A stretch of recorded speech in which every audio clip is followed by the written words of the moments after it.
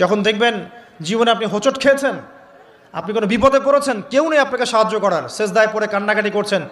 দেন দেখছেন আপনার সামনে সেই বস্তুটা হাজির, আপনি বুঝতে পারবেন আল্লাহ আছেন, আল্লাহ সত্যি আছেন।